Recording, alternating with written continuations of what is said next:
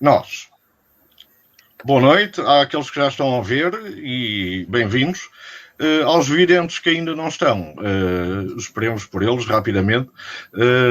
Hoje a quadrilha são 5, o que também não é mau, porque os 3 mosqueteiros eram 4. Portanto, seguimos aqui um padrão histórico. E o nosso convidado é Vasco Morgado, presidente da Junta de Freguesia de Santo António, em Lisboa. Hoje, num formato especial, esta quadrilha, porque queremos falar daquilo que nos rodeia, principalmente quem vive nas cidades. E, a propósito, o tema chega-nos pelo desaparecimento de um homem a todos os níveis admirável. Gonçalo Ribeiro Teles, que faleceu a semana passada e é um marco importantíssimo na arquitetura paisagística do século XX e também do século XXI, porque ele deixa legado para o século XXI. Começamos, como sempre, pelo convidado, Vasco Morgado. Obrigado. Bem-vindo. Que memórias te deixa Gonçalo Ribeiro Teles? Antes de mais, boa noite e obrigado pelo honroso convite. Foi-me feito diretamente pelo Bruno. Um painel destes é sempre bom. E ali o meu grande amigo Jorge Máximo, pelo qual andámos aqui com as Olicipíadas e meter o carro dos bombeiros do Marquês de Pombal para carregar uma coisa a arder. Portanto, tudo é possível. O arquiteto Gonçalo Ribeiro Teles é uma pessoa que nasceu aqui. Ele nasceu aqui em Santo António, onde eu também nasci. Eu fui ali nascer à maternidade da Cruz Vermelha, mas pronto, 2 dias e meio e estava aqui. Eu habituei-me a ver o Gonçalo Ribeiro Teles no metro, na avenida, no metro, a apanhar o metro, para ir para a Assembleia da República. Habituei-me a ver o Gonçalo Ribeiro Teles no café e depois, mais tarde, quando me meti nesta bonita aventura que é estar como presidente de junta de freguesia, foram grandes pequenos almoços de aulas. Um pequeno almoço com o Gonçalo Ribeiro Teles era uma aula. Era uma aula sobre a Ribeira de Valverde, sobre as hortas, sobre os dobradouros, sobre as fachadas, as quartas e quintas fachadas. Ou seja, foi uma aula sobre Lisboa por cima e por baixo. Porque muitas das vezes que eu entrava ali na mãe d'água, quando era miúdo, com uma mochila às costas e uma lanterna, eu e mais 5 ou 6, para andar nos subterrâneos do saneamento em Lisboa, só para aí, com 29, 30, 31, é que comecei a aprender o que é que realmente eu andava ali, o que é que era aquilo. Aquilo não é só uma coisa para deitar água fora. Aquilo era e é uma série de vida para segurar a cidade.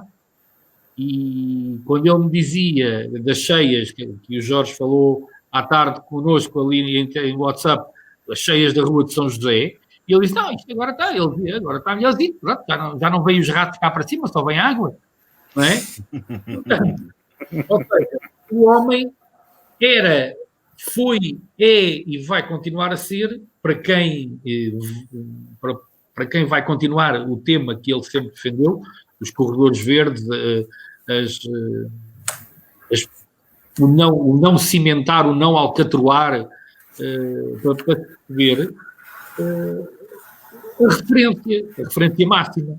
E eu acho que ainda vão passar alguns anos, até depois da nossa morte, e ele vai continuar a ser o arquiteto Gonçalo Ribeiro Teles que toda a gente vai estudar. Conforme nós agora estudamos filósofos, em arquitetura paisagista e em termos de ambiente, vamos estudar Ribeiro Teles. Felizmente é reconhecido aqui em toda a parte do mundo. Jorge Máximo, tu também tiveste a oportunidade de gerir esta cidade e de encontrar Gonçalo Ribeiro Teles, pelo menos em obra. Não sei se o conhecias, se não. Pergunte o que fica para ti de Gonçalo Ribeiro Teles. Bom, antes de mais, queria dar um grande abraço ao Vasco. Foi uma pessoa com quem teve muito prazer em trabalhar durante os tempos em que fui autarca. Mas eu sobre o Gonçalo Ribeiro Teles, e nós costumamos normalmente fazer este programa em tom de brincadeira, ou talvez um bocadinho sério, mas às vezes também é importante falar um bocadinho a sério. Eu sou um apaixonado por pessoas pessoas que são sonhadoras, e o Gonçalo Ribeiro Teles era um sonhador. Muitas vezes estas pessoas são tratadas com algum desdém, são tratadas como se fossem demasiado fora da caixa, que dizem coisas que se calhar não são convenientes, e uma pessoa que pensa a cidade, envolvendo muito quase a ruralidade dentro da cidade. Há uns anos atrás era assim de olhar um bocadinho estranho. A cidade é grandes empreendimentos, é urbanismo, são grandes prédios, é muitos interesses, e portanto as ideias do Gonçalo Ribeiro Teles eram assim um bocadinho para muitos antiquadas e fora do contexto daquilo que eram as cidades. E ele, no fundo, ele era um visionário, ao contrário dessas pessoas que dizem. Nós na cidade de Lisboa tivemos alguns visionários. Por exemplo, tivemos o Jorge Sampaio, teve uma visão de acabar com as barracas na cidade de Lisboa, e fez um trabalho fantástico para acabar com esse fenómeno. O próprio António Costa também, com a reforma administrativa, também foi um visionário. Mas pessoas como o Gonçalo Ribeiro Teles, que pensaram a cidade de uma forma muito fora da caixa e muitos anos antes daquilo que é hoje toda a gente defensável por muitos, não é? Uma cidade verde, uma cidade respirável, uma cidade que se usufrui e se vive, não era muito habitual muitos anos atrás. E eu sou de uma freguesia, apesar de já não residir nela, mas a minha vida quase toda foi feita na zona de Marvila e na zona oriental da cidade de Lisboa, e essas zonas eram zonas muito fora do contexto da cidade, tiveram uma história muito diferente daquilo que é, por exemplo, a cidade da freguesia do Vasco de Morgado, onde eu trabalho há quase 30 anos, e que nós tínhamos várias cidades dentro da cidade. Infelizmente ainda temos, e temos várias realidades e várias velocidades muito diferentes. Umas andam de Tesla e outras andam de carroça. Tarbanda, da Europa de Leste. De bicicleta. Mas é que as bicicletas também nessas, há aquelas que uma pessoa. Já lá vamos. Que uma pessoa tem que dar aos pedais com muita força e comer um bife antes, e há as outras elétricas que andam sozinhas.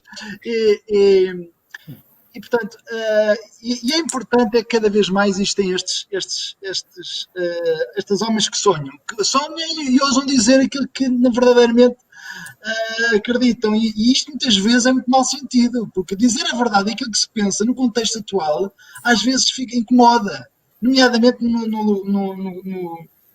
no contexto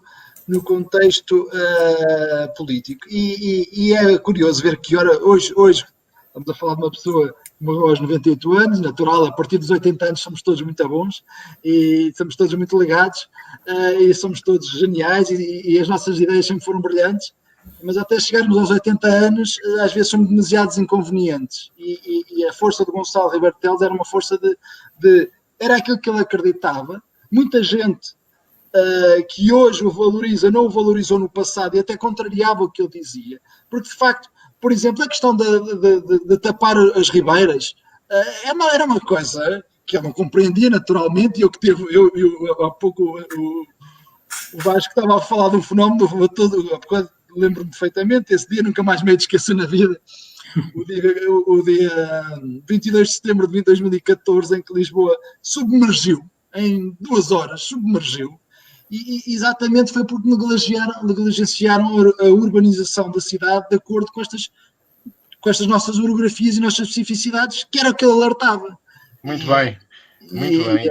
Já me dás a mandar calar, eu já volto a falar. Já estou a mandar calar. João Gata. A gente vai falar da habitação.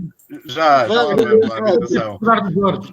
João Gata, Gonçalo Ribeiro Teles é uma figura mediática também, não é? Porque ele, como outros, conseguiu um protagonismo mediático de simpatia. Como é que isto se consegue numa profissão e numa área, às vezes tão árida para o grande público? Olha, combatendo a aridez. Olha, eu acho que ele era uma figura... Eu não sei se ele era uma pessoa simpática, nunca o conheci, mas ele apresentava-se sempre cordial, fantástico, e acima de tudo o que eu sentia nele era honestidade. E as pessoas gostam de pessoas honestas e que tenham objetivos e propósitos. E ele sempre teve um que sempre declarou, e acima de tudo, o seu amor à cidade. Também politicamente era de um quadrante interessante, que levou muitas pessoas a votarem nesse pequeno quadro, até desaparecer quase, não é?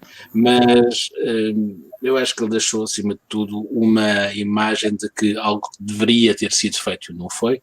Eu imagino os últimos anos dele e o horror que ele presenciou na cidade onde viveu, que é a nossa também, mas que será estendida a todas as outras cidades do país onde realmente maltratamos a natureza e alcatroamos a relva, não é? E continuamos a fazer. Neste momento, Lisboa está... Eu não gosto de Lisboa, já gostei muito, e eu penso que tivemos uma oportunidade extraordinária com esta história do Lisboa Verde 2020 para podermos fazer alguma coisa digna e, no entanto, andámos a pintar estradas de verde e a tirar árvores de sítios onde elas nunca deveriam ter sido tiradas. Por exemplo, lembro-me de uma questão engraçada, que uma praça em cada bairro, que na Graça aconteceu o que aconteceu, e acho que as pessoas não perceberam, as pessoas que mandam nisto não perceberam que no verão Lisboa está com 40 graus, e que precisamos de sombra, e as sombras são dadas muitas vezes pelas árvores, e estamos a ficar cada vez sem elas. Portanto, acho que o senhor arquiteto, como muita gente lhe chamava, o senhor arquiteto, que isto quer dizer alguma coisa, não é? Mas passo a bola ou a batata frita para ti, João Vasco. Eu pego nessa questão do senhor arquiteto. Ele começou por estudar agronomia, e era arquiteto paisagista porque não havia a expressão urbanista à época em que ele tira o curso, senão ele seria considerado um urbanista hoje, embora o arquiteto paisagista trate essencialmente daquilo que é verde, e tinha por base uma ideia que nós latinos não temos, mas que, por exemplo, os anglo-saxónicos têm, que é ter o campo dentro da cidade. Os ingleses fazem isso muito bem. Os ingleses continuam a ter o seu espaço verde dentro das suas casas, dentro dos seus bairros. E nas cidades portuguesas há exemplos com graça, onde isso pôde acontecer. Lisboa, até pelas suas características, da forma como nasce, como cresce, foi desleixando e foi-se desleixando em relação ao espaço verde. O que Gonçalo Ribeiro Teles deixa também é a primeira grande aliança política à direita em Portugal. Ela é feita na Aliança Democrática, com o CDS e com o PPD, ainda PPD, à época, e é uma voz muito serena num momento muito complicado da política portuguesa. Nós ainda tínhamos o Conselho da Revolução, quando a AD ganha as eleições. E essa serenidade permitiu que Gonçalo Ribeiro Teles ganhasse uma dimensão política muito para além da dimensão técnica, que foi extraordinário. E por fim, em relação a esta incidência, não esqueçamos que ele criou um partido, o PPM, onde inscreveu um artigo no regulamento do partido em que dizia que o partido se extinguiria assim que fosse decretada a monarquia em Portugal. É preciso ter uma certa genialidade e coragem para se fazer isto. E o segundo legado dele, infelizmente, com menos sucesso, que foi o MPT. Mas, Bruno Palma, tu, sendo também hoje um defensor daquilo que é verde na cidade, como olhas para como se olha para Ribeiro Teles? Bom, eu defendo o que é verde na medida em que é o que é verde que faz a fotossíntese. Mas antes de irmos por aí, eu gostava de dar as boas-vindas ao Vasco. É um grande amigo. A minha história com o Vasco começa com o Augusto na Ideal. Lá estás tu com as duas câmaras, pá. Isso, tu tens que escolher a câmara. Esta. Acho que é isso, várias câmaras. O Vasco, eu conheci o Vasco por causa do Augusto da Ideal da Graça, que dizia, pá, tu tens de conhecer o Vasco. E dizia ao Vasco, pá, tu tens de conhecer o Bruno. e depois houve um dia que nós nos conhecemos, pá, e ainda bem. E curiosamente, a quadrilha também nasce na freguesia do Vasco, em Santo António. Conversas, que primeiro com o Jorge Máximo e depois com o João Gata e com o João Vasco Almeida. E portanto, Santo António e o centro de Lisboa está na gênese também, enfim, estarmos aqui hoje, da nossa quadrilha. Sobre o professor Gonçalo Ribartelos, eu sou um grande admirador dele de há muitos anos, porque o meu pai teve a fortuna de poder trabalhar com ele, cruzar-se com ele em alguma altura da vida dele. O meu pai era desenhador e, portanto, em alguma altura trabalhou com o arquiteto e, portanto, para nós lá em casa sempre foi um ídolo, não é? Sempre foi, e sempre vemos grandes ensinamentos do que ele defendia. Que na altura, e há uma ideia errada hoje em dia que se faz, mas como dizia o João Vasco Almeida, é assim, uma pessoa depois de morrer em Portugal é fantástica, é excepcional, não é? O problema é o processo. E, de facto, dizer que o professor Gonçalo Ribartelos, que foi um homem consensual, é só quem anda distraído na vida. Portanto, ele foi tudo menos consensual. Ele foi muito resiliente, muito combativo e foi das primeiras pessoas, se não a primeira, até no contexto da AD, quando se discutia quem é que era o verdadeiro inimigo. Isto foi contado pela Helena Roseta ainda há pouco tempo numa entrevista, salvo erro, ao Observador, que eu acho que retrata bem o homem. Quando ele, com os outros líderes da AD, discutiam quem era o verdadeiro inimigo para a AD, e uns diziam que era o Soares e o PS, e os outros diziam que era o Álvaro Cunhal e o PCP, ele interrompeu-os e disse: não, meus amigos, o verdadeiro inimigo que temos pela frente é o eucalipto. Eu acho que isto diz tudo sobre a sensibilidade de um homem. Ele tinha um grande sentido de amor. Sim, e não só, e olhava para a frente. Ele percebia, ele dividia o que era a conjuntura, digamos, o que era a conjuntura do que era estrutural. Se num contexto inicial isto pode dizer assim, bom, o homem está a dizer uma piada, ele está de facto a dizer uma piada, mas é uma piada cheia de sumo estruturante que vai deixar os alicerces não só no século XX, como no século XXI e não sei se mais longe. Portanto, esse é que é o grande desafio. Agora, quando nós vemos ainda hoje que há uma peça na RTP, antes do 25 de Abril, e ele explicava as cheias de 1968 e explicava porque é que elas tinham acontecido com um desenho e com um marcador na mão. E quando nós vemos hoje, no século XXI, em Lisboa, no meu caso e do João Gata, atrás de nossa casa, a repetirem exatamente os mesmos erros, ou seja, estão a tirar a cobertura vegetal, o verde, do topo de uma colina, o que vai acontecer é que os terrenos não vão ter capacidade de reter as águas, vão asfaltar, as águas vão correr e vêm disparar aqui ao largo que estão a reabilitar agora no projeto Uma Praça em Cada Bairro. Portanto, aqui é mais um lago em cada bairro. Exatamente. Bruno, desculpa. O Ribartelos, num dos pequenos almoços que a gente tomou ali, eu fiz a pergunta ao arquiteto, mas isto, há alguma forma, porque São José era cíclico, aquilo de vez em quando enchia, há alguma forma de a gente conseguir travar isto ou solucionar? E ele respondeu, tipo, ao Vasquinho, vamos lá ver uma coisa, tu tens 2 ribeiras, 16 ribeiros, 31 confluentes a dar para a Rua das Pretas e Rua de São José. Só por milagre de São Pedro é que isto não enche. Se a maré estiver cheia, e a partir daí eu decorei, a mais de 2,40 m, esquece, basta cair 3 pingas de chuva e começa a haver água cá em cima. A minha mãe trabalhou na Baixa e eu lembro-me de crescer entre a Graça e a Baixa, portanto, naquela zona, o percurso do 28, o 28 era o meu transporte escolar, e eu lembro-me que era normal, eu andei várias vezes, como vocês andaram, na Baixa, de galochas, com água até aos joelhos, até à cintura, porque era normal. A Baixa enchia de água, e aliás, há zonas da Praça do Comércio, que tem marcações, quem não sabe, convidamos a ver, não é? Tem marcações da altura que a água chegou, em diversos anos era normal a baixa ficar alagada, exatamente por causa disso, não é?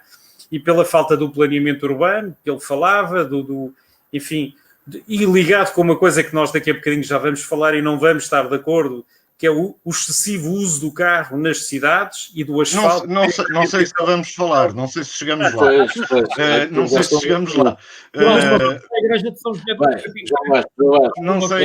Não sei se chegamos lá, mas vamos com esta ideia de Gonçalo Ribeiro Teles, vamos seguir-lhe os passos também.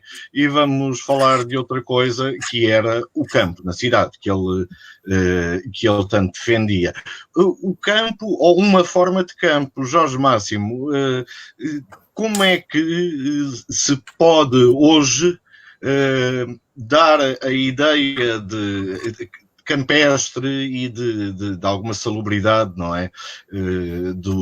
Da natureza, nas cidades, principalmente cidades como Lisboa, Porto, Braga, que já estão absolutamente urbanizadas e a ficar cada vez mais cimentadas, não é?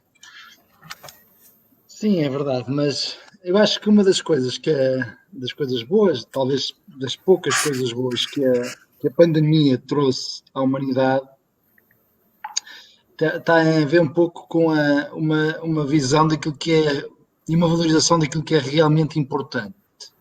Eu acho que as cidades vão perder um pouco com este efeito. Com o teletrabalho, muita gente que não encontrar esse campo dentro da cidade vai passar por optar por estar muitos períodos da sua vida fora das cidades. Vai permitir algum regresso às origens. Porque o teletrabalho, quando existe a internet, que é o caso, que não é o meu caso aqui no meu bairro, infelizmente, que vivo em Lisboa, portanto, irá permitir isso. Porque as pessoas têm essa necessidade. E hoje em dia não é só a cultura dos ambientalistas, as pessoas não é só por ter agora, não é porque é cool ser verde, não é? Porque de facto as pessoas precisam de espaço, de respirar, de passear, de sair um bocadinho fora deste contexto demasiado urbanizado. E coisas que as cidades não eram. Nós víamos como eram construídos, por exemplo, os bairros sociais. Os bairros sociais eram bancas de pessoas, de prédios enormes, onde punham lá molhadas de gente e depois punham cá em baixo um jardim infantil para calar e no contexto em que não havia ligações aos espaços, nem havia grandes motivos para as pessoas saírem desse contexto. Naturalmente a cidade foi evoluindo ao longo dos anos. Eu, por exemplo, tive a sorte, eu agora vivo aqui ao lado de Monsanto, mas vivi ao lado do Parque da Bela Vista, sempre tive verde ao meu lado. Mas esse verde era importante para as minhas saídas, para as minhas escapatórias, para respirar um pouco a cidade. E as cidades cada vez vão ser mais isso.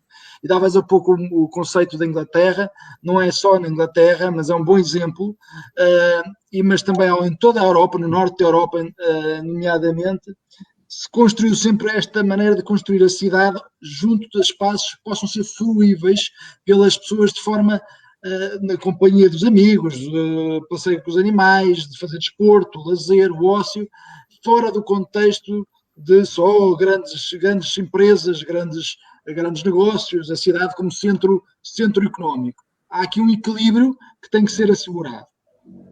E este campo na cidade, por exemplo, eu tenho muito orgulho, a semana passada vi o meu pai ser entrevistado na televisão com uma grande abóbora que teve produzida numa horta urbana da cidade de Lisboa. É curioso, porque isto é importante, por exemplo, para permitir a quem é hoje uma cidade envelhecida ter também o seu tempo livre dedicado um pouco àquilo que é o aproveitamento da terra e gerir este espaço. E a cidade, apesar de tudo, tem este espaço, saibamos aproveitá-los.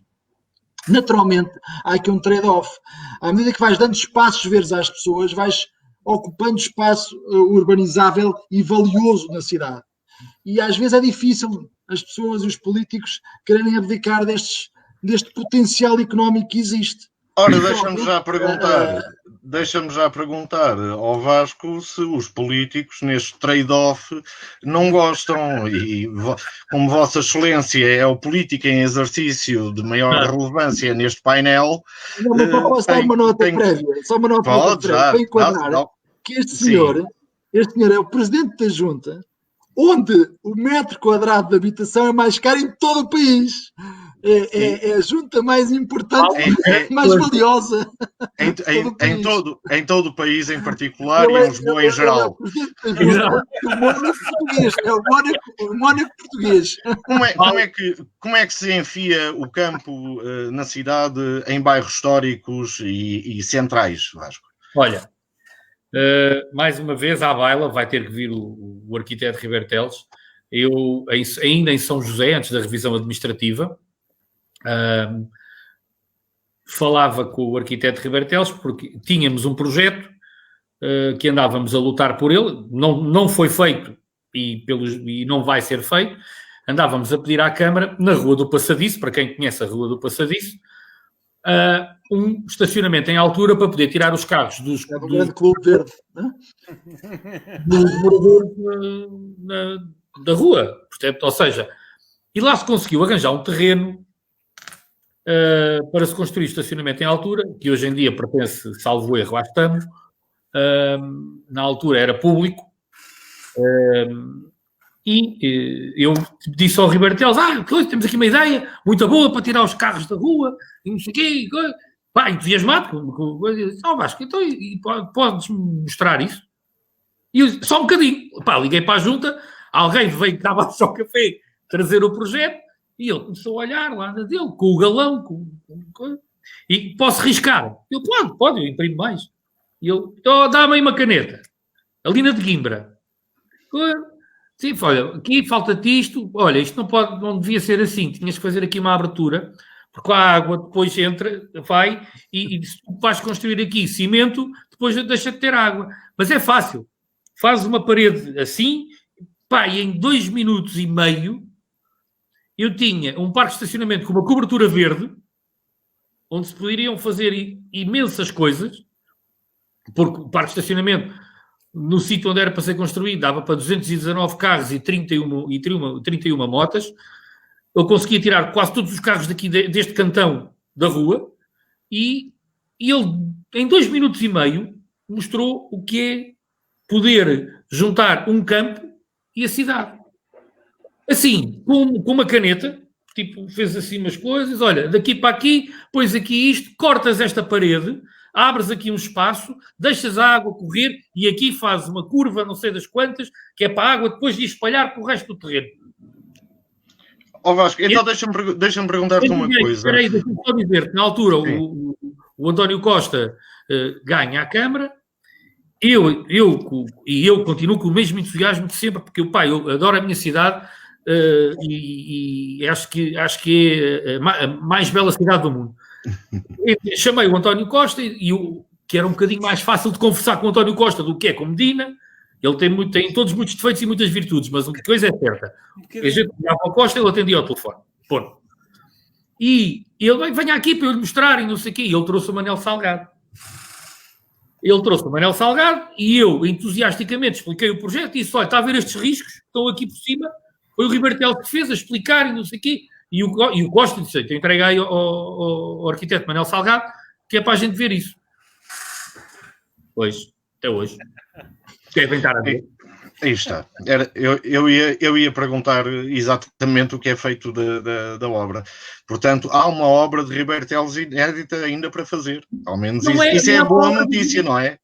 Agora emolduras isso e vendes no eBay. O problema disto é que o Manel Salgado levou o desenho. A sério, porque é assim, faz tanta falta aquilo e fazia tanto sentido depois do Ribeiro Teles ter explicado que se pode construir sem estragar sem estragar nada. Podemos fundir a cidade e o campo. Podemos. Muito bem. Bruno Palma. Eu convido-vos a vir à recuperação que nós fizemos dos jardins, que a minha preocupação foi uma coisa que o Ribeiro Teles disse. há 15 anos atrás, comigo e com a equipa que estava na altura, que ainda eu não era presidente, e ele disse, vocês têm que olhar às plantas originais que cá puseram e perceber o que é que podemos adotar hoje em dia na mesma coisa, porque há plantas que já não se vão dar aqui. E eu falei disto à arquiteta paisagista que trabalhou connosco agora na recuperação dos jardins. Eu convido-vos a ir às Amoreiras, à Praça da Alegria e ao Torel. E ela foi exatamente fazer aquilo que eu lhe pedi. Olha, veja lá o que é que cá estava no início, que é para ver o que é que a gente pode cá pôr. E ela disse, isso é conversa do Ribeiro Teles, porque isso é dado na escola. E eu, opá, é assim, do que é que eu posso dizer mais, não é? Tudo o que se vai falar aqui hoje, inevitavelmente vai dar ao homem. Felizmente. Bruno Palma, haverá hoje, nos teus vários contactos que tens com autarquias, vês hoje algo desta preocupação e deste conhecimento nos jovens urbanistas e arquitetos com quem tens contactado, isto é, trazer o campo para a cidade? São sensíveis a isto ou há uma grande maioria tecnocrata e só 2 ou 3 é que ouvem? Bom, é uma questão complexa, não tem uma resposta simples, mas de qualquer das maneiras eu recomendo a toda a gente a procurar o nome de Patrícia Melo, professora do ISEG e cronista do Público, que escreve sobre mobilidade urbana e sobre a cidade de Lisboa, Santinho Vasco, Santo António Santinho. E ela fala no que o Vasco está a dizer. Numa primeira fase, sim, é importante arranjar alternativas de estacionamento para as pessoas. A partir de um determinado momento, que é o momento em que Lisboa está atualmente a viver, e com o excesso de oferta de estacionamento a crescer, o número de parques da EML não para de crescer, existe um efeito perverso, que é uma coisa que é relativamente simples de explicar e que ela explicou hoje num seminário promovido pela Junta de Freguesia de Santa Maria Maior, que é, à medida que se oferece mais estacionamento, desincentiva-se o uso de outras alternativas de estacionamento, de transporte, nomeadamente o próprio transporte público, o que faz sentido. E há um exemplo que deram nessa reunião, via web, que é a mesma coisa que uma pessoa com excesso de peso ir ao médico e o médico aconselhar como solução para o problema da gordura, tirar mais 2 ou 3 buracos do cinto, não é? Alargar o cinto. Portanto, quanto maior for a oferta de estacionamento em Lisboa, maior será o estacionamento, o número de carros, o número de veículos a circular em Lisboa. Consequentemente, maior será o índice de terrenos impermeabilizados, porque os carros andam por cima do alcatrão, do asfalto, e, portanto, esta é uma questão complexa, sendo que nos centros históricos, e é engraçado que eu estive a ver os dados que divulgam sobre a percentagem de veículos por 1000 habitantes, se em 1990 havia pouco mais de 185 carros por 1000 habitantes, em 2017, em 2018, segundo os últimos dados do Eurostat, existiam já 514 carros por 1000 habitantes, portanto, triplicou o número de veículos. Sendo que em Lisboa, e Vasco, tu tens que olhar estes dados, o número de veículos por habitante no Centro Histórico de Lisboa é substancialmente inferior ao número de veículos na zona, por exemplo, nos arredores de Lisboa. Não é? Isso demonstra-se, há 400 a 500, há quase meio milhão de carros a entrar em Lisboa todos os dias. E há umas manchas em que eles veem que a maior parte da população nos bairros históricos, sobretudo a população mais velha, não tem carro. Não tem carro. E, eu não tenho carro. Claro, e eu neste momento tenho um carro, temos um carro de família, eu partilho com a minha mulher, emprestei o meu carro, como não tenho sítio para estacionar, é um carro de trabalho, emprestei um amigo meu que necessita dele para trabalhar, e portanto, preciso de ir buscar e levar a miúda à escola, basicamente é a grande tarefa para a qual eu utilizo o carro, ou para trabalhar quando preciso de carregar uma outra coisa. Portanto, há uma decisão que nós temos que tomar, que é que tipo de cidade é que queremos no futuro. E se nos revemos nas palavras do professor Gonçalo Ribeiro Teles, temos que ser corajosos e dizer, eu vou abdicar de algum conforto para fazer esta opção em prol da comunidade. Agora, nós vivemos em Portugal, um país do sul da Europa, e as pessoas no sul da Europa habitualmente não estão dispostas a abdicar de nenhum conforto em prol da comunidade, até porque o conceito de comunidade é, sei lá, o clube que nós partilhamos, é uma coisa qualquer, e mesmo assim estamos sempre a criticar. Portanto, João Gata,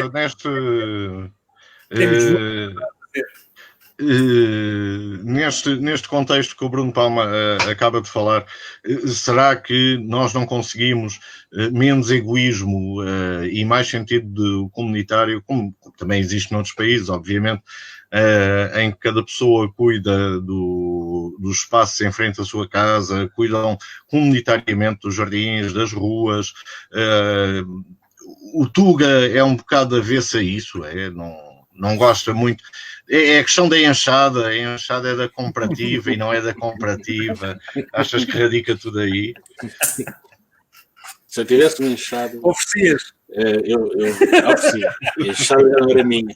A enxada não era minha. O Bruno toca em alguns problemas e nós temos tido discussões acerca disso.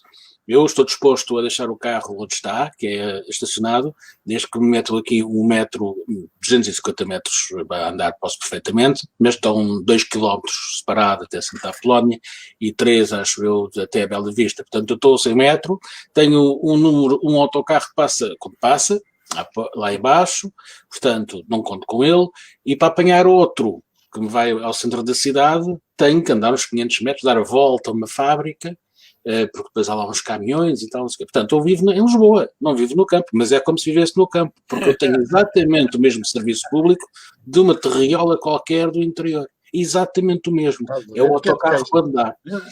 Portanto, deem-me alternativas, eu deixo o carro. Mas eu não consigo deixar o carro, porque eu tenho várias voltas para dar para Lisboa. E, primeiro que eu chego daqui até ao Rossio, por exemplo, não me interessa para nada, porque não vou lá fazer nada, ou por outro lado qualquer, demoro 45 minutos. A não ser que vá de bicicleta, como aqui o nosso Bruno vai, porque é um jovem e eu não sou. E eu não quero cair, nem me quero espatifar de trotinete, como ele já se espatifou uma vez. Pronto, agora, o sexo na cidade, não é? É isso que tratamos, é o sexo na cidade, ou seja, os campos verdejantes, a vida, a coisa bonita. Ora, eu acho que temos que realmente... Eu estou de acordo que a maior parte das pessoas, principalmente as mais novas, vão sair da cidade e vão viver para mais longe quando, mais uma vez, existirem alternativas públicas, serviços públicos de transporte.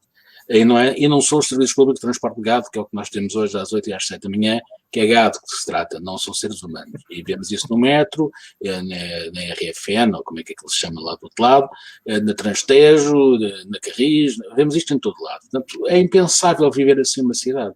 Portanto, nós começámos a construir tudo ao contrário, primeiro veio o lucro, depois veio o turismo, depois veio e continuamos exatamente, o 28 era o elétrico, era o meu transporte, quando eu vivia na Graça, o meu transporte para o bairro Alto, e Copos. Alguma vez eu agora consigo apanhar o 20, agora consigo, infelizmente, mas passei a não ter uma cidade por causa do turismo. Outra parvoíce que se fez, que foi vender esta cidade ao desbarato ao turismo. Agora, construir campo na cidade, acho muito bem. Façam uma coisa que é importante, que é, por exemplo, naquele grande espaço onde era a Feira Popular, construam um jardim. Prolonguem o jardim do Campo Grande, agora tem outro nome. Prolonguem-no, tenham coragem política para fazê-lo, em vez de construir ali uma coisa ridícula. Já foi vendido. Já foi vendido, e já foi revendido, e já foi recomprado. Depois há aquelas questões das torres fantásticas nova-iorquinas. Não há torres. Não há torres, mas ia haver, mas está lá uma já, quer dizer, somos uma cidade que não pensa, temos políticos que não pensam. O Medina não atende o telefone, fica vermelho quando alguém diz que ele está errado. O salgado é aquilo que a gente sabe, se um sítio foi para o outro, mas deixou alguém da linhagem a tratar da mesma coisa. Olha que não, olha que não. Isto, logicamente, sempre alegadamente. Temos aqui um problema grave aqui na parte oriental de Lisboa, que foi a Câmara, a Junta de Freguesia de Maravilha fez um excelente trabalho ao conseguir trazer a movida, a famosa movida para aqui para baixo, para o pé do rio. E de repente, não se sabe quem, fecharam tudo, fecharam os sonhos de muita gente e tiraram empregos a muita gente porque vai nascer não sei o quê. Ninguém sabe nada. Depois é engraçado que como é que se consegue criar um prejuízo de milhões a várias pessoas e entidades e empresas que construíram ali coisas bonitas e que faziam com que a cidade realmente começasse a fervilhar aqui e tirassem os grandes centros das Docas e do Bairro Alto e de Santos e isso tudo e trazer mais gente também para esta zona para revitalizá-la e de repente, de um momento para o outro, toca a fechar tudo, toca a fechar os armazéns que construíram essa ideia e essa peregrinação moderna. Então, contra isto, o que é que se faz? Vende-se o convento do Beato a suíços para ser mais um mausoléu de 1 milhão de euros por metro quadrado, ou por, sei lá, vende-se aos franceses o convento do Grilo, vende-se. E Lisboetas, cada vez é assim. Por isso é que eu acho que realmente Campo na cidade vai acontecer quando isto tudo se Eu acho que os Lisboetas só em 2021, que é para o ano, vamos começar a saber por causa dos censos. Sim. Exatamente. Sim. Porque da habitação e da população. Não são só 500 mil carros que entram em Lisboa, eu acho que são bem mais. Porque Lisboetas, quem vive em Lisboa, hoje... Ou seja, o Vasco, quando eu puder falar sobre este tema, é melhor não, senão não calo. Não, é porque este tema já não é este tema, a questão é essa. Agora vou eu falar sobre este tema, que ainda não é este tema, era o outro tema. Porque, entretanto, o Bruno Palma subverteu aqui a nossa ordem. E começou a falar da impermeabilização dos automóveis. Como é a panagem do Bruno Palma, não é? Como é a panagem, exatamente. Eu quero dizer que gosto muito de Guimarães, por exemplo. Gosto da cidade de Guimarães. Gosto da forma como, apesar de ir morrendo aos poucos, Porto Alegre manteve os seus jardins, o seu parque central, com inteligência. E Lisboa tem campo, tem o campo do Benfica, tem o campo do Sporting. Portanto, eu não sei onde é que está o capital de queixa em relação ao campo em Lisboa. E depois tem um parque que, em vez de ser central, é Monsanto, que já foi muito bem frequentado, agora é uma miséria, não é? Porque é só crianças e famílias. Não é para ter vindo para cá, não. Agora não tem interesse absolutamente nenhum. Era um parque interessante e tinha vida durante todo o dia e à noite, agora não. Agora é pena. Mas é muito fácil pôr o campo na cidade. Bastava que nos anos 60 os Pato Bravos soubessem disso, e nos anos 70, e que nos anos 80 tivesse havido uma Câmara que tivesse isso em mente, não houve, que depois não tivesse havido uma pressão sobre o executivo do Jorge Sampaio, que eram as barracas e era uma pressão social natural, ninguém lhe foi fazer pressão à porta. É que havia uma desgraça numa capital europeia, que era a quantidade de barracas que nós tínhamos, mas que vinha de Oeiras, não é? Vinham dos pobres timorenses que viviam em Oeiras até às corraleiras da cidade. Coisa que aconteceu também no Porto mais tarde. E depois entrou-se nesta visão pseudo-green, não é? Pseudo-verdejante, onde a Almirante Reis passa a ter meia faixa para bicicletas e não pode ser para trotinetas. Já sabemos que as trotinetas não se podem misturar com as bicicletas.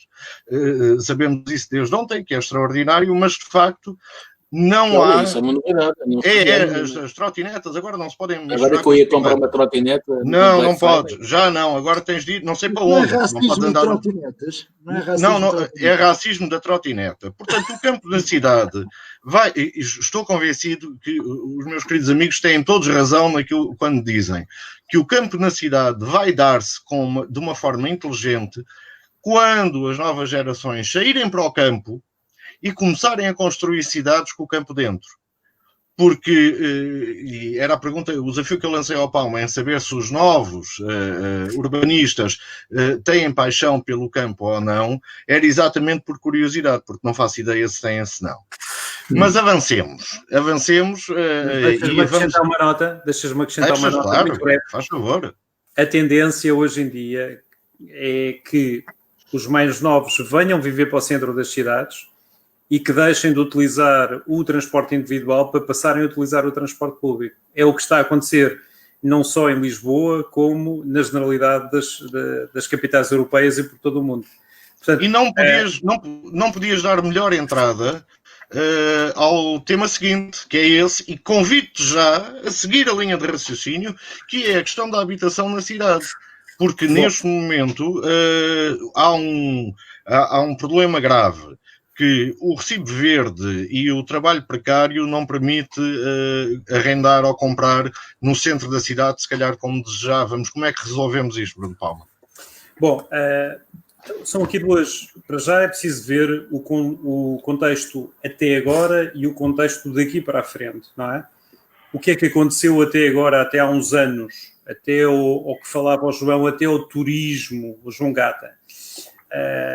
O que aconteceu até há 10 anos, há 10, 7 anos, há menos, foi uma Lisboa em ruína, abandonada, onde os edifícios caíam, como é o caso do nosso bairro, o bairro da Graça, onde eu vivi, o João Gata viveu e o Vasco também por lá passou, não é? E, portanto, conhecemos muito bem a realidade. Era um bairro onde há 7 anos, quando fizeram uma iniciativa de uns jovens arquitetos e foram colocar um azulejo por cada edifício abandonado há 7 anos na Graça, haviam 120 e tal azulejos. Convido todos a visitar, quem duvidar disto, Rua das Viagens. É o pé do Pingo Doce? É caminho do Pingo Doce, do lado direito, ao pé da paragem do elétrico, que eu contribuí a passar para onde era o cabeleireiro da minha mãe, do outro lado da rua. E, portanto, fez-se lá um mural com um azulejo por cada edifício abandonado na Graça, há 7 anos. E, portanto, vemos que, de facto, o parque habitacional, ninguém queria viver na zona histórica, a minha geração foi toda embora, a geração anterior já se tinha ido, queriam casas confortáveis, com garagem, aquecimento central nos arredores de Lisboa, não é? E, portanto, foi essa a geração que saiu de Lisboa. E hoje em dia o que estamos a constatar é o regresso à zona histórica, é os jovens a quererem viver no centro e a perceberem que não têm dinheiro para viver no centro. Eu também não tive dinheiro para viver no centro, nunca tive dinheiro para comprar na Graça, comprei casa em Alfama há 30 anos e que se provou ser um bom investimento, porque eu vivi muitos anos lá fora e... Mas não era centro à época, quando tu compraste em Alfama, não era centro. Ninguém queria viver, eu zanguei-me com o meu tio, já contei isso aqui, não é? O meu tio zangou-se comigo, porque comprei no centro histórico e, portanto, que aquilo era um cenário dantesco, não é? No B, quando eu comprei casa, de 9 prédios, apenas 2 estavam habitados. Portanto, hoje em dia, quando se acusa o turismo da falta de habitação, é preciso ter em conta os números, não é? Eu sou um homem que venho das letras, aliás, tirando o Jorge Máximo, todos nós vimos de letras, mas eu tenho uma relação com os números como com a religião. Portanto, para mim é dogma. Tudo o que a estatística me prova, eu acredito. E, portanto, os números são esmagadores. Em Lisboa existe, neste momento, pouco mais de 4% de alojamento local, já contando os hostels, que agora deixaram de ser contabilizados como alojamento local. E, portanto, 4% do total da habitação de Lisboa é nada. Sejamos sérios, é nada. O que acontece é que, segundo a Aresp e os dados da própria Câmara Municipal de Lisboa, que emite as licenças, mais de 70% dos edifícios que hoje onde estão alojados os chamados alojamentos locais, o que se convencionou chamado alojamento locais, estavam em ruína, abandonados, não tinham lá ninguém. Portanto, o que acontece é que os jovens querem voltar para o centro é caro e os jovens não podem viver no centro. Isto é, e provavelmente não vão conseguir viver no centro, a não ser nos novos modelos de habitação, que vão ficar refletidos no que o Vasco referiu, que é o Census 2021, onde se vai perceber que Lisboa, pela primeira vez na sua história, desde os anos 50, Lisboa vai ter um crescimento positivo da população, porque Lisboa tem vindo a recuperar tem tido crescimento, mas sempre em negativo, não é? Portanto, ainda não recuperamos as taxas de crescimento dos anos 50. Portanto, pela primeira vez em 2021 é provável que os números comprovem que Lisboa vai crescer efetivamente e vão comprovar outra realidade, que é as juntas de freguesia do centro histórico estão a perder eleitores, mas não estão a perder habitantes. O que acontece é que as famílias, o tipo de pessoas mudou. É o estrangeiro que vai viver para Lisboa, é o estrangeiro que trabalha em Lisboa. Estamos a falar desde o francês que vem para cá e que tem casa, como ao senhor do Sri Lanka que vem para cá trabalhar legitimamente e que acrescenta valor. E os jovens que vivem, vários jovens ou vários amigos ou vários colegas que vivem no mesmo apartamento e que isso não é refletido em termos de registros dos cadernos eleitorais. Para concluir, este é um novo desafio, o Censo 2021 da população e da habitação, são dois estudos em paralelo, vão trazer uma nova visão sobre estes dados e vão acrescentar e vão tirar as teimas, não é? Vão tirar as teimas. Eu acho que é muito importante, independentemente do que aqui vem, retomando o tema anterior, é optarmos pelos caminhos da sustentabilidade que defendeu o professor Gonçalo Ribeiro Teles e que os nossos governantes percebam que precisamos de mais espaço público com mais qualidade, sobretudo agora em pandemia, isso é notório. Nós precisamos de espaços vivos para poder respirar, não é? Basicamente é isso. João Gato, isto quer dizer que vamos deitar abaixo uma data de edifícios em Lisboa, está visto, para conseguirmos esses espaços públicos, e rezamos muito para que, por exemplo, em todas as cidades, a partir de agora, os jovens tenham rendas acessíveis. Mas tu já percebeste, eu ainda não percebi, sinceramente, o que é uma renda acessível a 600 euros num país como o nosso? Há uma clara possibilidade dos jovens conseguirem arrendar espaços T0 a 700 ou 800 euros em Lisboa e conseguirem sozinhos. É, por exemplo, não terem carro. Ora lá se dão 300 euros ou 400 por mês abaixo e já compensa poder ir para um T0 em qualquer sítio de Lisboa. Os preços são ridículos, são escandalosamente ridículos. E mesmo esta pandemia estava com... Nós sabíamos que o turismo era só de pouca dura e mais 5 anos, mais 3 anos e a coisa começava, porque não aprendemos nada com os exemplos de Barcelona, de Veneza e bem que fomos avisados. Olha que vos vai acontecer isto, olha que vos vai acontecer isto. E aconteceu há 10 anos. Foi uma loucura. Como é que é possível no Lisboa deixar-se vender tão barato e tão facilmente? Logicamente que os estrangeiros vieram tomar o nosso lugar. Eles não estão nos censos, só estão. Os estrangeiros também entram nos censos? Não sei. Entram. Eles são recenseados. 80 mil franceses, só franceses, 180 mil franceses na área metropolitana de Lisboa. Mas nós vemos aqui pelo Oriente. Mas desculpa, isso não tem nada a ver com turismo. É o erro. Não. Isso não tem nada a ver com turismo. Eles são estrangeiros, estão a viver cá, mas não são turistas.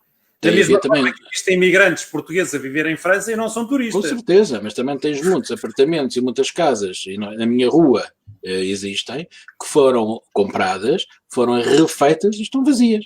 E está tudo bonito, estão vazias, porque eles não querem viver aqui, eles querem depois vender com lucro. Alguns querem por causa de estarem livres de impostos na terra deles durante 10 anos, outra benesse que nós damos, mas nós é que pagamos depois tudo. Não sei, eu gostava muito que os jovens viessem viver para Lisboa, mais ou menos, porque com 2 enteadas que tenho em vida de procriar o futuro, uma delas conseguiu, porque o namorado é do norte da Europa, portanto o trabalho dele dá-lhe um bocadinho mais do que o nosso, mesmo trabalhando em Lisboa, que é sempre curioso. A outra, coitada, não sabe o que é que quer fazer à vida e acho que vai com o namorado viver para fora. Obrigada, mas depois vai ter que ir para Lisboa todos os dias, porque o estudo é cá, o trabalho é cá, etc. E para o outro também.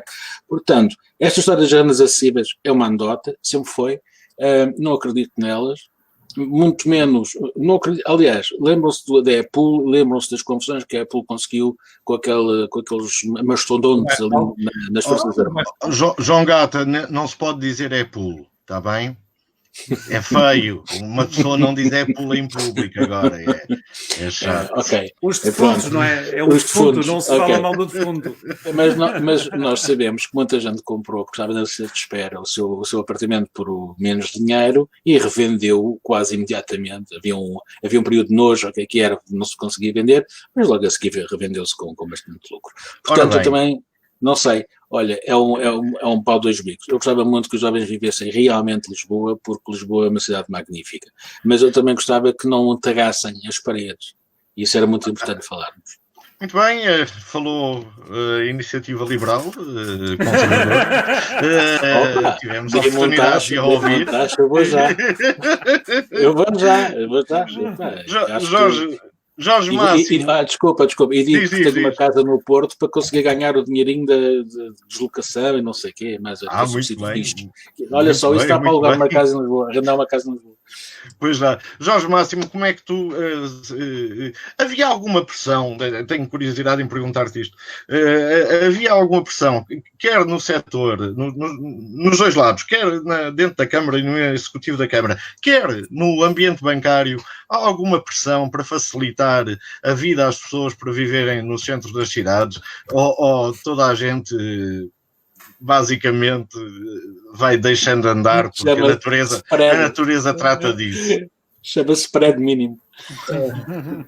Naturalmente a banca aqui é um tema bastante relevante, porque de facto é a banca que financia as habitações e portanto a compra das habitações e portanto o valor das casas é relevante para a banca, porque é ela que também, se as casas tenderem a desvalorizar, os bancos tenderão a não conceder tanto crédito para limitar o risco. Mas há aqui um tema que eu gostaria de referir e que eu tenho vindo a observar e que me custa um pouco a entender.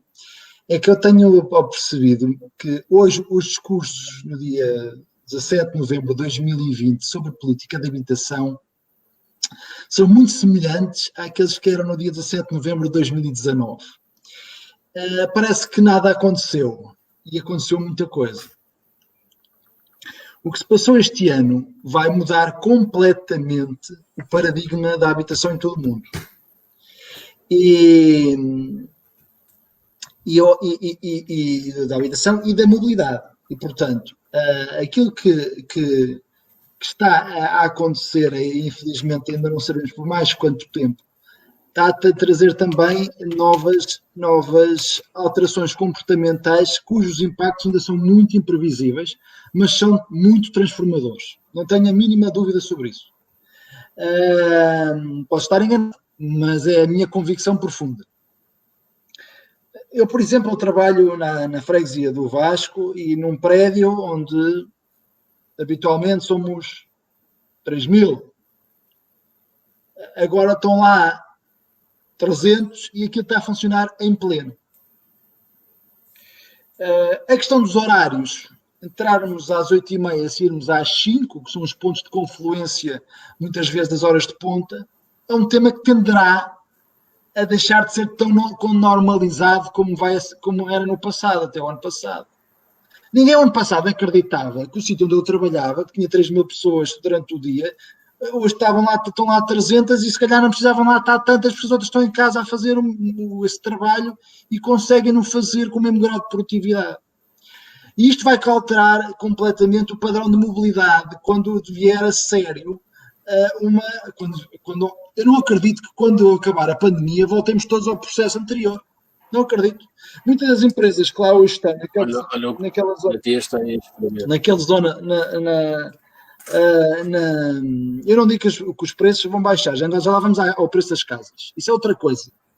Eu estou a dizer é o paradigma de habitação e o paradigma de mobilidade. E o que é que aconteceu? Muitos daqueles imóveis que lá estão na zona central da cidade de Lisboa vão ser desocupados por algumas empresas que agora percebem que não precisam ter tanta logística porque se baseiam fundamentalmente na estrutura de serviços e podem ser realocados a outras atividades económicas e, em alguns casos, também a habitação, naquele caso de Santo António, a habilitação de gama média-alta. Jorge, deixa-me só dizer adeus aos nossos videntes do Instagram. Voltamos para a com uma musiquinha. Tem direito a musiquinha.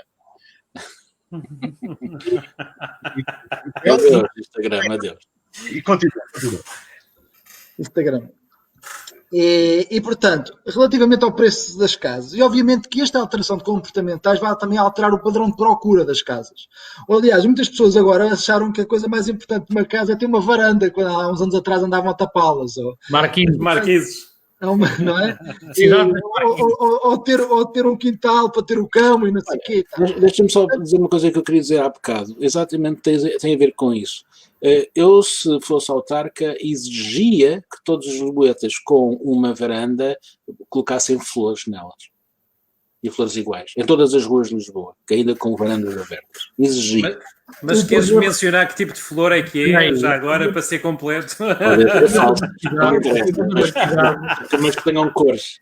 O problema que a cidade tem é que ela foi construída à imagem do que se passou em Nova Iorque.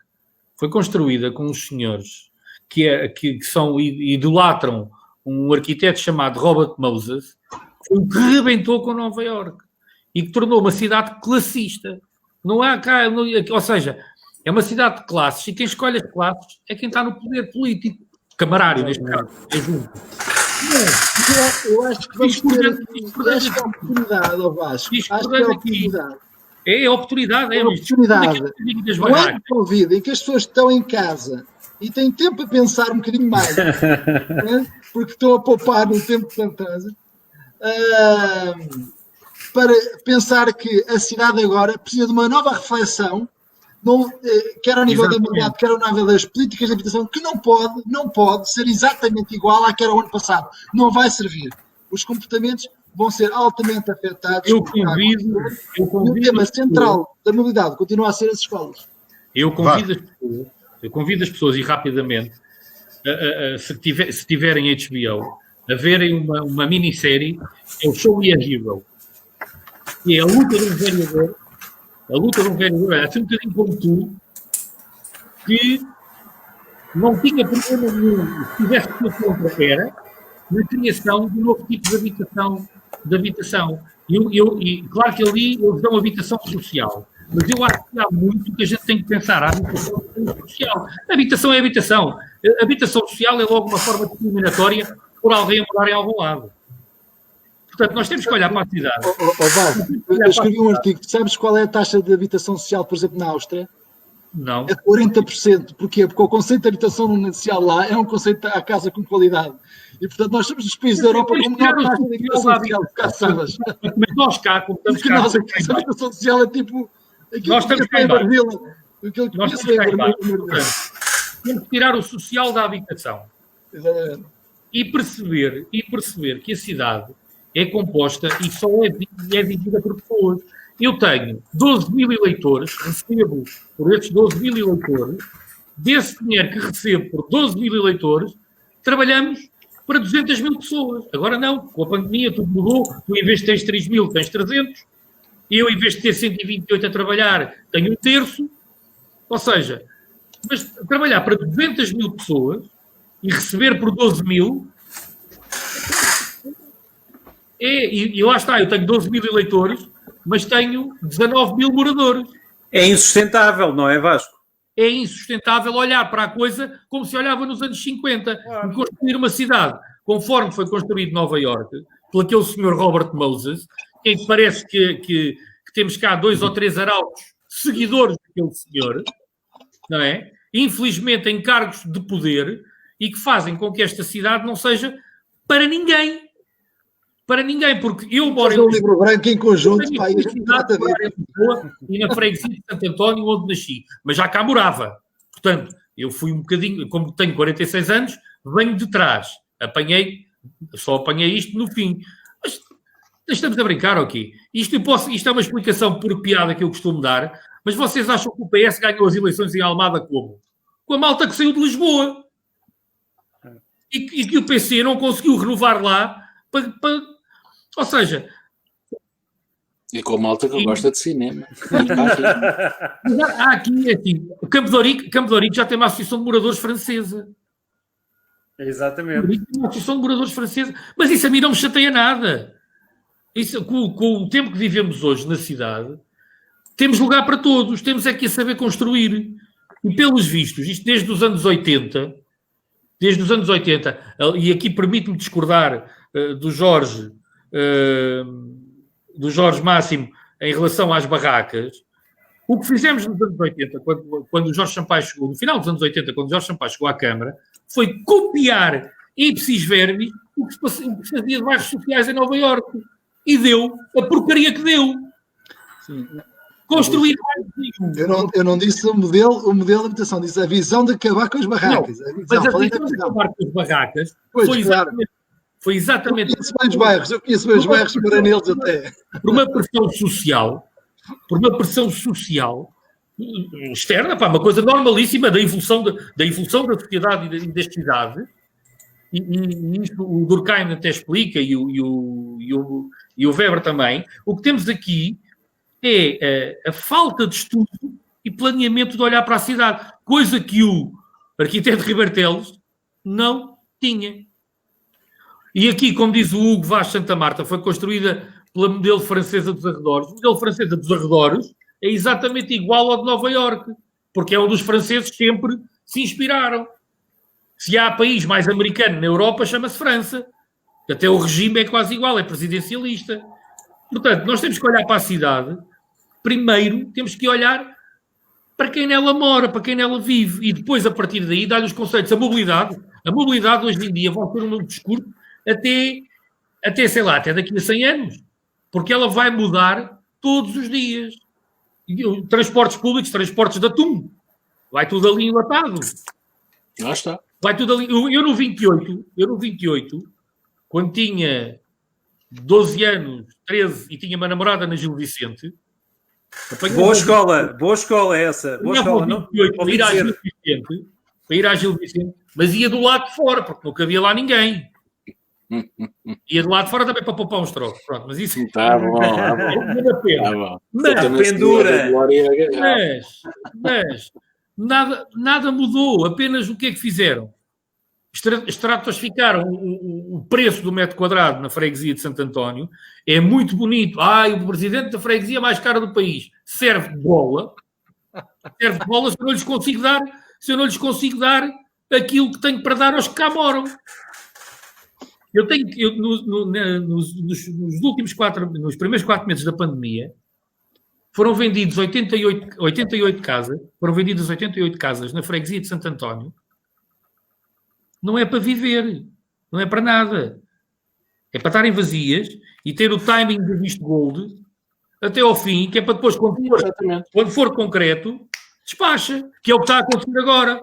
Só que quem comprou por 800 ou 500 ou 600 não vai querer vender pelo preço real da casa. Mais vale ficar a marinar. E o que é que vão fazer? Aquilo que fazem agora, estão vazias, não mora lá ninguém, porque nem eu consigo pronunciar o nome do dono, porque também não é? Eu tenho um prédio aqui em frente onde moro, um prédio que já foi vendido 10 vezes entre fundos imobiliários, todos do mesmo grupo. E ele vai ser vendido outra vez daqui a mais um tempo, ainda não fizeram nada com ele. E vazio o prédio? Diz? Vazio o prédio? Está vazio? Vazio em ruína. Em ruína. Eu tenho aqui um à frente, só falta agora os vidros, porque levaram uma castanhada porque não tinham um anúncio à porta a dizer que tinham que fazer obras. No momento em que nós está tudo impecável, só faltam os vidros. No momento em que tens taxas de negativo, o imobiliário continua a para a cidade e para as pessoas que nelas vivem, perceber as necessidades do João, do Bruno, do Jorge, do João Vasco, as minhas, as de toda a gente, para conseguir perceber que raio de cidade é que nós vamos querer daqui para a frente. Porque eu acho que ninguém... E não é pintar ruas, peço imensa desculpa, não é pintar ruas, que se vai lá, fizeram um erro brutal ali em cima, que não é na minha freguesia, porque se fosse na minha freguesia eu já lá tinha ido tirar aquela coisa toda, à maluca, que é, num sítio onde passa o elétrico, e tem as linhas do elétrico, como é óbvio, os bombeiros têm alguma dificuldade em levantar o autoescadas, se tivermos que chegar a esse ponto, não é? Fecharam uma parte da rua, da curva, que encosta aos prédios, e obrigam os carros a passar a 25 metros do prédio. Quer ver, quando um carro de bombeiros... Mas fecharam a ferros. Não é fecharam com plantinhas. Fecharam a ferros. Não é? Se os bombeiros não vão conseguir levantar o autoescadas por causa da linha do elétrico, da linha de tensão do elétrico, E o que é que vai acontecer ao prédio se tiver o infortúnio de um acidente? Para concluir, deixa-me fazer-te uma pergunta. Sim. Quanto é que nos vai custar desfazer o que o Medina fez? Que parte? Olha, 700 mil euros foram já à vida com a notícia da reversão da Avenida da Liberdade ao seu modelo original. Mas isso é culpa do senhor anterior que lá estava. Toda a gente criticou. E do engenheiro Nunes da Silva, que teve aquela ideia, ok, tudo bem, foi avisado pelas freguesias em questão antes, porque antes aquilo era mais do que uma freguesia, não é? Foi avisado pelas freguesias que aquilo ia dar buraco, que aquilo é um gargalo de uma garrafa. Vir-se a garrafa conforme se virar, ela só deixa o que o gargalo deixa. Eu lembro-me de um popular, está lá partiu no gargalo, e aquilo espalhou, o trânsito espalhou-se por todo o lado. A Rua de São José teve o dobro dos carros por hora. A Rua do Telhal, que depois pode ligar à Rua do Seco, fazia-se em 1h45, não é? E acabou, ou seja, e agora foram 700 mil euros gastos para lá pôr, que até se esqueceram de umas tarjetas. Deve ser um senhor de 89 anos a dizer não esqueci das tarjetas. Lembro-me muito bem desse senhor, pá, fabuloso. O que é que acontece? 700 mil euros para a gaveta, siga. Lixo. E agora, o que é que acontece quando tivermos que voltar a pôr por questões de elétricos, por questões de mobilidade, por questões de conforto de quem mora em Lisboa? E não estou Bruno, olha aí quem é que está? É o Bruno, como sempre. Pá. Ele está a fazer as contas. Ele está a fazer aquelas contas, naquelas máquinas antigas de contabilista. Não. Eu queria só introduzir um tema mais pacificador, que era sugerir que falássemos sobre a segunda circular. Pronto. Mas não podemos, porque estamos, aliás, já estamos em cima do tempo. Vasco, só para concluir o raciocínio, por favor. Só para concluir o teu raciocínio. Eu não estou propriamente a falar dos carros de quem mora, porque esses são importantes e quem já cá mora e tem carro vai ter que o pôr em algum lado, como é óbvio, ou desfaz dele ou tem que o pôr em algum lado. Mas estou a falar do conforto que estava aqui a ser falado há bocado. Eu tenho muitos da minha geração, eu tenho 46 anos e a minha geração mora toda fora de Lisboa. Os meus amigos criados aqui foram morar para fora de Lisboa. Agora vou-lhes dizer o quê? Venham morar para Lisboa e ele diz-me, olha, e escolas?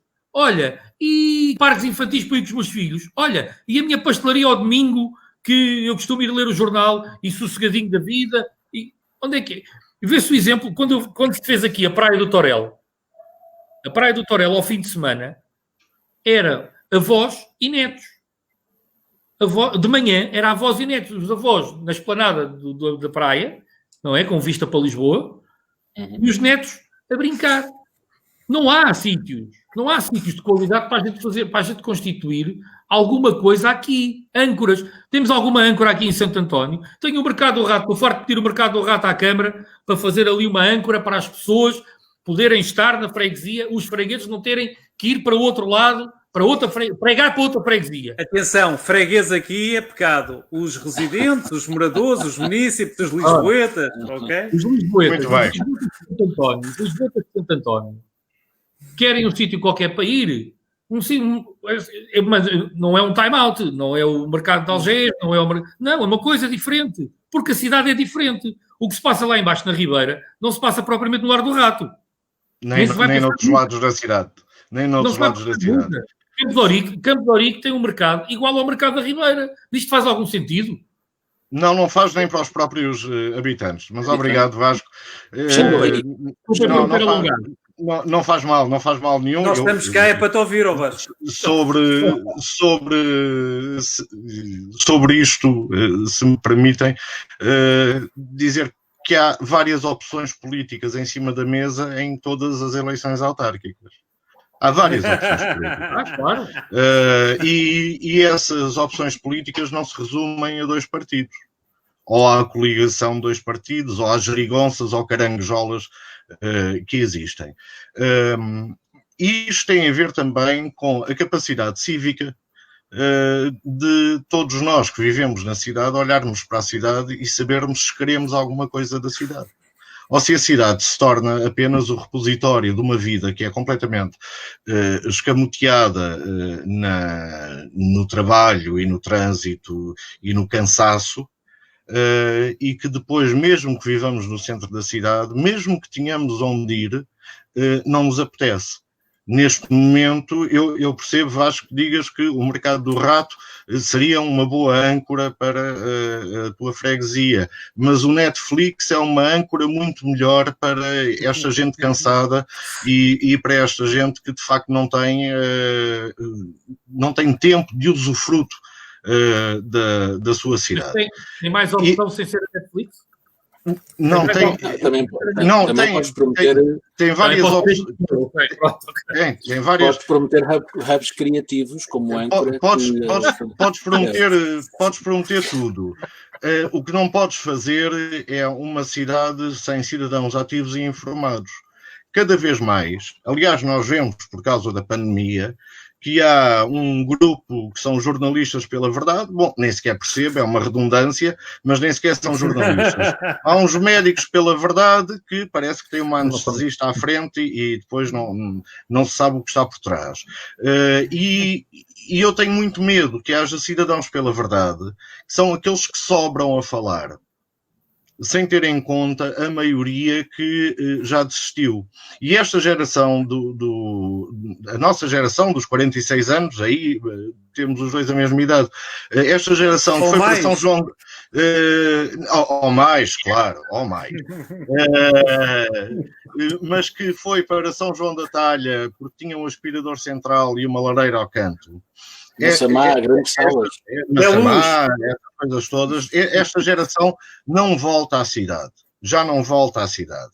Porque já não tem idade para chegar ao Jorge Máximo e dizer-lhe, olha, agora quero fazer um novo empréstimo, mas a 40 anos.